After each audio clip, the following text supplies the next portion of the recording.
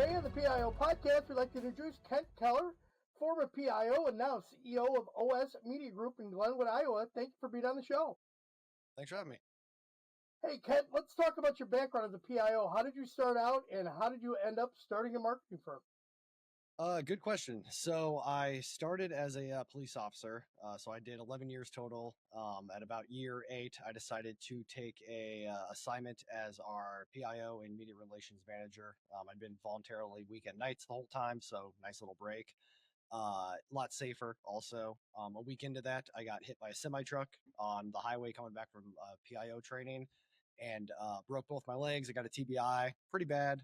Ended up ending my career. So the safest assignment I ever took ended up being the most dangerous. And then after I recuperated from that, I came back and eventually had to medically retire. The department was liking what I was doing, so they asked me to stay on as a civilian. And then I moved back home to Omaha, where I'm from, and they kept me on as a contract through my media group now. So kind of a windy road to get there. Okay, outstanding. So you started out as a PIO in Greeley, Colorado. What challenges were you faced with, obviously, besides the injury and all that? Yeah. When you started out? Greeley is interesting. It's in northern Colorado. It's about 20 minutes or so east of Interstate 25, which is the north-south interstate that runs through Colorado. It's an agricultural town, a little bit lower income than like the rest of the areas up there. There is a gang problem, so it's definitely got its challenges. I kind of noticed a lack of consistent communication from our department to the community. So we'd let them know about like really big incidences, or if there was obviously a SWAT team and 4 streets blocked off, we'd let them know about that. But in between, we weren't doing too much, kind of just talking to them. Besides on the street, we know as line level officers, we do all the time when we get sodas, going to gas stations, or just stop to chat with people. And so I kind of wanted to adapt that philosophy to our social media and our outreach, because honestly, that's just all I knew. All I knew was patrol work, and that's how we did it on patrol. So, I just wanted to kind of talk more with the community instead of always at them, like a lot of departments I kind of see do. Right. Yeah, it's true. So when you started out, what surprised you about that reaching out to the community and connecting with them? A lot. I think one of the biggest ones for us specifically was just how supportive the community really is. I think it's real easy as the line level guys, not just officers, firefighters, EMTs, they get it too. We deal with the same 2% of the population every day in all the first responder aspects. Knowing that there was the other 98% of there that we usually don't deal with, because they don't call us when they're just like, hey, I'm having a great day. Thanks. Like, that's just not a thing they do. So getting to interact with that side of the community kind of surprised me. And honestly kind of gave me a little bit of a renewed hope for law enforcement, because at that time I was feeling a little downtrodden, as I'm sure a lot of us were, that just like, man, does everybody hate us? Because every time I deal with people, they're just, MFing me and all that other good stuff. But yeah, dealing with the community directly is great. And Greeley has an awesome, like really supportive community, which is a lot easier for the PIOs there. Awesome. So I would think your experience at Greeley shaped your vision for what you wanted OSMG to become, right? Yeah. One of the big things I noticed dealing with not only our community was we had to deal with other law enforcement entities, other nonprofits, fire agencies, especially in northern Colorado's more rural area. So there's a lot of like volunteer kind of firefighter agencies, a lot of reserve sheriff's deputies and whatnot. And dealing with them, they would usually have the PIO would just be whoever was good at Facebook, whoever could speak well if there needed to be something on camera. It's like, do you write that everybody can kind of understand? Perfect. Then you're now the PIO. And a lot of the times, they do the thing that they got hired to do. So be the detective sergeant or the IA sergeant or just a street cop if it's a smaller agency. And I kind of saw that those agencies were never going to need a 40-hour-a-week PIO. They just don't have the media coverage and all the stuff that goes on. But they could certainly benefit from having somebody come in and kind of help that has worked with a lot of agencies and done a lot of outreach. And that's kind of the sweet spot, the niche we fill, is those small to medium agencies that could use some help, but they just don't need to pay somebody $80,000 a year to be there to just do Facebook posts. So would you say OSMG is like a concierge service for public safety agencies, offering like diverse group of products and services?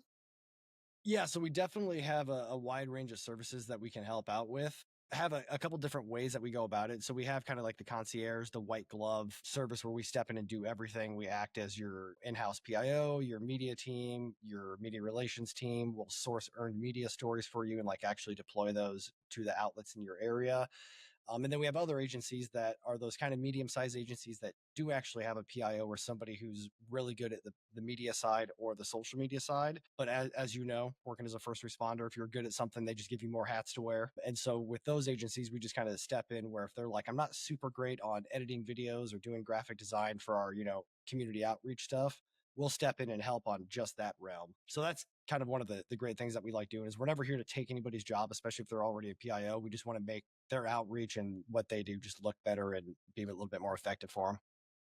Okay, and so how big is OSMG right now? So we have a whole whopping 2 employees. It's myself and my business partner, who's also coincidentally my elementary school best friend, college roommate, best man at my wedding, and also just a really talented graphic designer and video editor. He's been doing that for almost 20 years. He went that route after high school and college, and I went the public safety route. So yeah, he's the other half side of it. And then obviously with my background in law enforcement and first responders, I just have a different understanding of that kind of world that a lot of the other kind of marketing and social media companies don't. Okay, outstanding. All right, so let me say, have you found agencies you're working with to be, like you said, smaller in size, medium-sized agencies? How do they come about finding you? So a lot of it is me just bugging them via emails, and then once they finally get back to me, then we'll have a conversation. As we've started to do more work and work with more agencies, what I hoped had happened is happening, which is, one of their other chiefs at coffee or at the chiefs conference is like, hey, I noticed your social media looks better, or your graphic design all looks better. Who did you hire? And then that's when they hopefully pass our name along. And so we're getting a lot more referral business now, which is great because it always, as you know, a business owner, it always has that kind of months where you're like, did I make this terrible mistake jumping ship here? But yeah, so we have a bit of cold outreach, a bit of referral business, and then we have our own social media channels, obviously, where we post like tips, tricks, especially towards first responders and agencies to kind of help like with recruitment and just community outreach and all that other stuff. So even if they don't work with us, like we still have the same goal, which is just to help all the first responder agencies just communicate better. So are you doing like the posting for the agencies on their social media pages, or is it, are you just providing like graphics, video, that kind of stuff in some cases? Or is it though both? Okay. Yep. So So for how some are agencies, you managing the posting then? so for the actual posting, we obviously need access to their social media accounts. They just put us on as like an admin, and then we create a social media content calendar, and that's us working with them every month. We have a quick strategy session of because every agency is different. We have agencies that we work with all over the U.S. And every town has their little county fair or their fun little thing that's a really specific thing, and we just don't know about that. So that's what those strategy sessions are like. Hey, are there any big things for your agency or for the town or the county that's coming up that you want us to highlight? And then, we hit the normal, click it or ticket, the normal law enforcement, fire safety initiatives that everybody else does. And then, yeah, we just kind of work with them to work on what their brand voice and tone is. And then put everything out through that tone and voice, and they get the final say on it, obviously. But for the ones that we post, we handle all the management. We chat with the people that comment back. If there's any leads for like a KUID post or a be on the lookout, we'll forward those leads to the detectives. So it's just kind of however much help you need, we're there to offer that much. Interesting. I was just curious because if you're using, like, if you're just logging onto the individual pages as an admin or as a user, that's a lot of different stuff coming at you simultaneously. You're Yeah. not using like one of the software packages out there that will manage all that.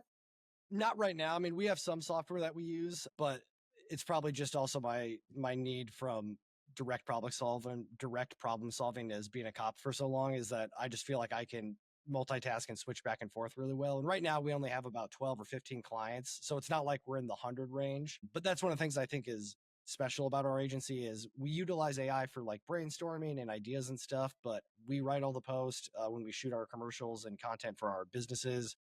Like we write all the script for that. We go out there and shoot that and edit it all ourselves. So I think there's a certain amount of human real work that you need to not make it look AI and fake. But yeah, there's definitely sometimes it gets a little overwhelming, especially if a couple agencies are each having big things that are requiring like media work. So Gets busy sometimes. Yeah, no, I mean, I would just think the monotony of having to post stuff and running content calendars, and then using like one of our sponsors on the show here is called Social News Desk, and what they allow you to do is they allow you to post to every platform that's pretty much out there that everybody uses, and it's a one spot, and you can see everything, including the messages coming back and forth, and you can. So I was thinking, man, you're logging into all these different accounts. You're logging out, logging in, going. To me, I would my brain, my ADHD brain would blow up. Oh, yeah, I have a very specific routine every morning. It's like wake up, work out, feed the animals, coffee, check everybody's social media accounts, forward anything that I need to, and then we just kind of pop back and forth throughout the day as we manage them just to make sure there's nothing crazy happening. Right, right. So I saw that on your website that some of the services you guys offer is website design and branding. Is it your experience that a lot of public safety agencies or websites are outdated or lacking in any kind of consistent branding?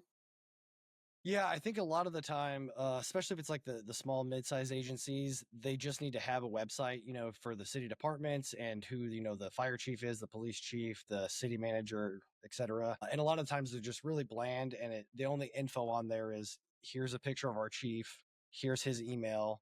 Sometimes it doesn't even go to the right place. Here's our phone number. Let us know if you need anything. I've dealt with agencies like that, and they're like, we would love to do something with that, but we're hamstringed by the city or the county government, and they won't let us touch it. And then there's some of them that are like, we just never really thought anybody would come to our website, but once you build some useful tools into your website, like links to all your accident reports or fire safety prevention tips or how to do CPR or anything, like you'd be surprised how many people actually come to your website a lot more often. They'd be surprised how many people actually look, but then they get discouraged because there's nothing there. Yeah, yeah. Why I go could there? tell you the number of times I've come across websites and it's the placeholders there. It says placeholder, Yeah. or it says coming soon, and that's been for 5 years.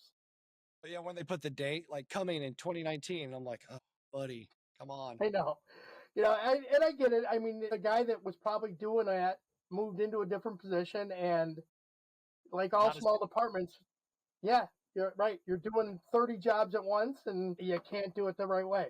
All right, so you mentioned AI before. So you're using some AI in some of the things that you do. How has that use been received by your client? Yeah, so we're, I mean, open with them. It's not like we're, if they ask directly just like this, we'll explain how we use it. We've tried to use it just experimenting when it first came out, and as it goes on to, write me a social media post. You're the author of the PIO podcast. Here's your background. Those are all very evidently social media, like AI posts. When you see them, they're always paragraphed the same way. They always have emojis in the same place. And so we don't like that because it's always like it looks like AI. And I think people are starting to realize that. And Google's actually implemented some things that will pick out those AI photos and copy and demote it down and promote like human written and human art content. So that's another reason we do it. But where it's really great for us is like brainstorming ideas, especially in industries that we're not super familiar with. So we just took on like a plumbing client on the business side, and I'm not a plumber. I'm not a super handy guy. So using AI to, say like, hey, what are 20 social media ideas for a plumber in this area? And then going from there and using the human aspect to actually make Right, it right. tailored to that person. Let me ask you this about AI, since you guys are using it and using it in a kind of a different format than what I've seen other people using is how do you see it impacting public safety agencies in the next 5 years? So with AI specifically, I have the tech knowledge of about an 85-year-old man. If it doesn't turn off and then turn on and work again, like I'm calling my business partner usually, who's also the tech kind of guy of the business. But I know from the AI side, I'm not sure. From the tech side, speaking specifically for the Greeley Police Department in Colorado, right as I was leaving, they were implementing the Arctic Real-Time Information Center, and it's Hmm. a standalone. I always describe it kind of like the Batman screens where they kind of can tap into the city screens, and they're implementing a UAV, a drone program, and they can live stream all of that. So I think that's going to be huge. When you implement ShotSpotter and the live body cams and car cams and everything else, that as cities become more technologically advanced and they hopefully let the police department kind of tap in to help with that, I think it's going to be huge for deterrence. And obviously, we've already had successes in Greeley of getting solves like really quick, like that night. Right, right, absolutely. And where do you see the field of public information developing in the next 5 years, especially since, like you said, a lot of the smaller agencies can't afford to have somebody there at that salary range running social media 40 hours a week. Where do you see the field going in the next 5 years? Definitely growing, even though there's, like you said, agencies that don't necessarily need somebody there or can't afford to have somebody there all the time. Their community doesn't really care about that. Their community is seeing the bigger agencies in their state that are communicating with their community a lot. And they look at it as it just takes a couple seconds to post why you're on scene or what's going on over on Second Street. And it used to be, well, we don't have enough manpower, we don't have the tools, but it's so easy to post just and talk to your community now that I think they're becoming less receptive to the we just don't like to do it kind of thing. And luckily we're getting a lot of new agency leaders that are, the millennials that understand the importance of social media. So that's definitely helped on the sales side of it. Is it's not me being like, let me explain Facebook, and they're like, no, I get it, thank you. You know what? It's interesting coming. I've been in this field now 21 years, just about 21 years as a PIO and that stuff. And I look back 15 years ago on well, why do we have to have that? What do we need that for? Why do we have to respond to people? Yeah. And The now amount of it's like, times no comment. I'm like, I'm not responding with that. We need a comment. And they're like, we can't say anything. I'm like, I can say a lot without saying anything, but I right. can't say no comment. Yeah, absolutely. So from your experience and your background, and I'm not speaking ill of any agency, but going to the contrast from New Orleans to Las Vegas, the two different kind of press conferences. What did you see there? I think Las Vegas, they have a really awesome social media channel, especially when they get breakdowns on their OISs. I'm sure you've seen it with like the Mm-hmm. Google Map interface, and their PIO does a really great job. So I think what you're really seeing there is a difference between an agency who's invested time and effort and money into PIO and their media department for the last decade, and an agency that hasn't placed an emphasis there. And I don't know how you feel about this. When I saw the chief up there without any kind of like PIO guiding them, really, I was like, this is not going to go good. That's one of my biggest sells as an external PIO is like, let me be that buffer. I can say, I don't know the answer to that. Let me figure it out. If you say it, it looks pretty bad. So yeah, I think that was the few PIO trainings I've specifically been to, the FBI LEDA PIO classes. I'm just watching it being like, there's no bridging, you could have done a lot of other things. It's just Vegas does it a lot, and it shows because they're smooth with it. I mean, even on the live press conferences, they have the right personnel up there. 9 people down is a guy who will answer that question about the light pole. They're Right. just always prepared. Yeah, they really are, and they do a really great job. And I know when I was in Colorado Springs, one of the things that we modded our OIS thing was based on their policy. So Same. that was one of the things we worked on when we were developing it. So yeah, outstanding. So Kent, if somebody is looking to contract with you guys for your services, how do they go about it? A couple ways. So you can go to our website, OSMG, Ocean Sam Mary George Marketing.com. You can go to any of our social medias. We have Instagram, Facebook, LinkedIn. I'm on LinkedIn as well. Kent Keller, KentKellerer.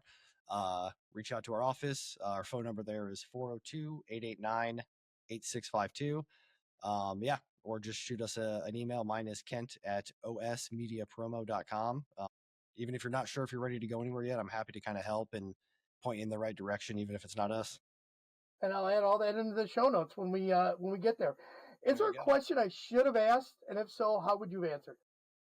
No, I thought it was really interesting. Like I said, when I found your page on LinkedIn, I was like, oh my God, somebody that actually understands the importance of PIO stuff and is willing to talk about it. So yeah, I appreciate you just doing this. I think it shines a Absolutely. light No, on you it. know what? This has been a passion project of mine for 5 years. I've been working on this. When It's I awesome. originally retired, and it was a COVID experience. It was to keep me through COVID, and then I decided, oh, I'm gonna go back out in the public sector as a civilian, and this became the way to connect with everybody. And 100%. then it just blew up, and I can't stop. My wife would like me to stop, but I can't. So all right, so let's go to some rapid fire questions. Awesome. Texting or talking? Texting. Movies or books? Movies. Coffee, tea, or energy drink? Yes. Adult drink of choice? I actually don't drink, and it's not a terrible backstory. I just always feel sluggish and gross the next day. So, just as I got Totally older, yeah. understandable. If you could have a superpower, what would it be? Probably flying, but not to go crazy, just to kind of levitate from room to room. Ask permission or beg for forgiveness? I'm always a beg for forgiveness guy. My wife hates it.